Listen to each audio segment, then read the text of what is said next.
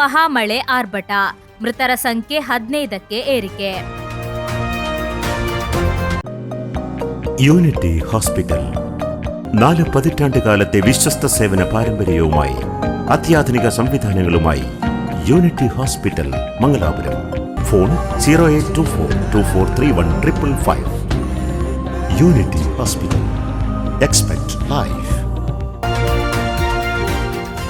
ಕೇರಳದಲ್ಲಿ ಸುರಿಯುತ್ತಿರುವ ಧಾರಾಕಾರ ಮಳೆ ಹಾಗೂ ಪ್ರವಾಹದಿಂದ ಸಂಭವಿಸಿದ ವಿವಿಧ ಅವಘಡಗಳಲ್ಲಿ ಮೃತಪಟ್ಟವರ ಸಂಖ್ಯೆ 15ಕ್ಕೆ ಏರಿಕೆಯಾಗಿದೆ.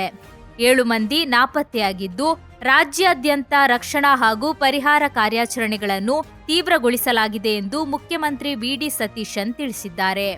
ಮುಖ್ಯಮಂತ್ರಿಗಳ ಅಧ್ಯಕ್ಷತೆಯಲ್ಲಿ ನಡೆದ ಪರಿಶೀಲನಾ ಸಭೆಯ ಬಳಿಕ ಸೋಮವಾರ ಬೆಳಗ್ಗೆ 9 ಗಂಟೆಯ ವೇಳೆಗೆ ರಾಜ್ಯಾದ್ಯಂತ 316 ಪರಿಹಾರ ಶಿಬಿರಗಳನ್ನು ತೆರೆಯಲಾಗಿದ್ದು, 1018 ಪ್ರವಾಹ ಸಂತ್ರಸ್ತರಿಗೆ ಆಶ್ರಯ ಕಲ್ಪಿಸಲಾಗಿದೆ.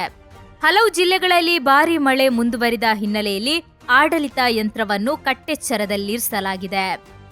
ಕೊಟ್ಟಾಯಂ, ಎರ್ನಾಕುಲಂ, ಇಡುಕ್ಕಿ, ಕೊಲ್ಲಂ, ಮಲಪ್ಪುರಂ, ಕಣ್ಣೂರು ಹಾಗೂ ಕೋಝಿಕೋಡು ಜಿಲ್ಲೆಗಳಲ್ಲಿ ಮಳೆ ಸಂಬಂಧಿತ ಅವಘಡಗಳು ಸಂಭವಿಸಿದ್ದು, ಹಲವರು ಮೃತಪಟ್ಟಿದ್ದಾರೆ.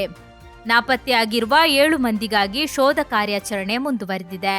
ಇದೇ ವೇಳೆ ಆಗಸ್ಟ್ 3ರಂದು ನಿರಂತರ ಮಳೆಯಿಂದ ಮಲಪ್ಪುರಂ ಜಿಲ್ಲೆಯ ಪಾಣಕ್ಕಾಡ್ನಲ್ಲಿ ಭೀಕರ ಗುಡ್ಡ ಕುಸಿತ ಸಂಭವಿಸಿದೆ.